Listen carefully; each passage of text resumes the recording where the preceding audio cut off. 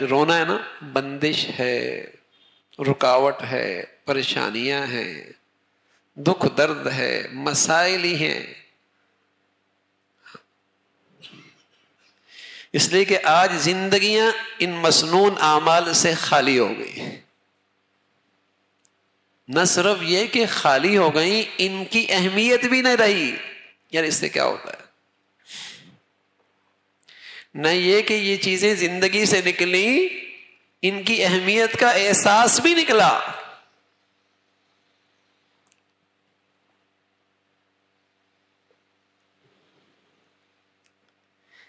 تو میرے عزیزو، ایمان بڑھیا تو اس کی زندگی میں دعاؤں کا حصہ بڑھیا، کہ ایمان ہے کہ اللہ کے سوا کوئی کچھ نہیں کر سکتا. عزت کے فیصلے ہوں، ذلت کے فیصلے ہوں، اللہ کے ہاں سے ہوتے.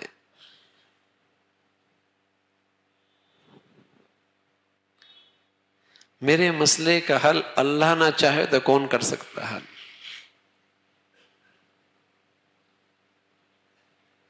جس قدر یہ بڑھیا ایمان ہوگا تو فریاد پہلے اللہ سے ہو، ہر وقت اللہ سے مانگو. پہلے اللہ نعمتیں دے رہا ہوتا تب بھی اللہ کو یاد کرتے تو نعمتوں میں اضافہ بھی ہوتا، برکت بھی ہوتی، اور نعمتیں محفوظ بھی ہو جایا کرتی تھی. تکلیف میں ہوتے، آزمائش میں ہوتے، اللہ کو فریاد کرتے، تکلیف یا تو اس سے نجات مل جاتی، اگر تکلیف میں رہتی بھی تب بھی اطمینان کی زندگی ضرور نصیب ہوتی تھی. اطمینان پھر بھی ہوتا.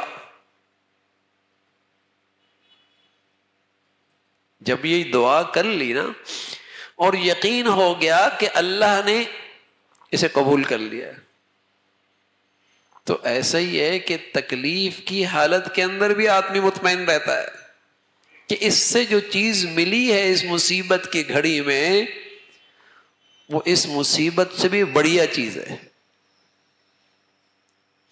جیسے دکاندار ہیرے رکھی ہوئی ہیں، اس نے ہیرے، اور ایک صاحب آئے اور ہیرا لیا اور اس کے بدلے میں ڈالر دے دیے. اب ہیرا تو اب بھی اس کی دکان سے چلا گیا. دوسرا صاحب آئے، کچھ دکھا کر ہیرا اٹھا کے لے گئے، ہیرا تو یہ بھی لے کر گئے. لیکن بتائیے دونوں صورتوں میں اسی کیفیت میں کتنا فرق ہوگا؟ جو دکھا کر لے گیا اور دیا کچھ نہیں، اس وقت کیا کیفیت ہوگی؟ اور جس نے ہیرا لیا اور ڈالر دے دیے، وہ بھی لے کر گیا ہے، لے کر دونوں گئے، لیکن دونوں میں دکاندار کی سوچ میں، اطمینان میں زمین و آسمان کا فرق ہوگا. جس نے ڈالر دیے اس کے بارے میں تو خیال ہوگا کہ میاں ایک اور لے جاؤ، ایک اور لے جاؤ. اور جو کچھ دکھا کر لے گیا تو رات کی نیندی بھی ساتھ لے گیا. یہ فرق ہے نا. ہاں، مصیبت آئی لیکن یقین ہو گیا کہ دعاؤں کی برکت سے اللہ نے اس سے بہتر چیز دے دی، تو انشاءاللہ اطمینان ہو گیا کہ اس سے بڑھیا چیز آ گئی. اور مصیبت آئی اور کچھ ملنے کا خیال نہ رہا، یقین نہ رہا، یوں ہی مصیبت آ گئی، راتوں کی نیندیں اڑ گئی. یہ فرق ہے، یہ بڑا فرق ہے. تو دنیا کے مصائب نیک بد دونوں پر آتے ہیں، دنیا کے حالات نیک بد دونوں پر آتے ہیں، لیکن فرق یہ ہے جسے اللہ کی معرفت نصیب ہوتی ہے وہ نیکی، وہ آزمائش کے اندر بھی کما رہا ہوتا ہے اور مطمئن ہوتا ہے. جو نیک آدمی ہوتا ہے وہ مصیبت اور آزمائش کے اندر بھی کمائی کر رہا ہوتا ہے اور مطمئن ہوتا ہے. ام سلمہ رضی اللہ تعالی عنہ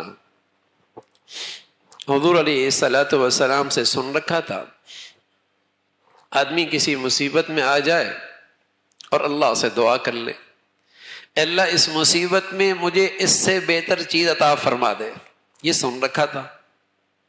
شوہر کا انتقال ہو گیا. شوہر کا انتقال ہو گیا ابو سلمہ کا.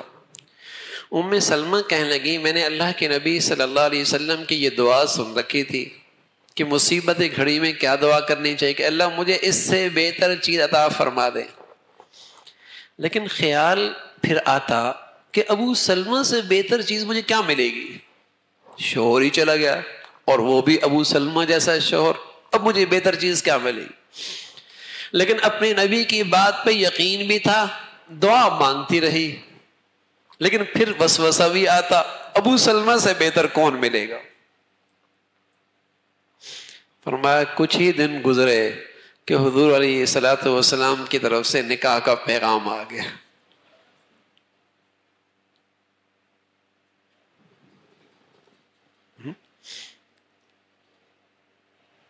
تو ہر گھڑی کے اللہ کے نبی نے دعا سکھائی, اس وقت کیا مانگنا ہے. تو مصیبت کی گھڑی میں, آزمائش کی گھڑی میں اگر دعا کی دولت مل گئی تو کچھ نہیں گیا, بڑھیا دولت آ گئی.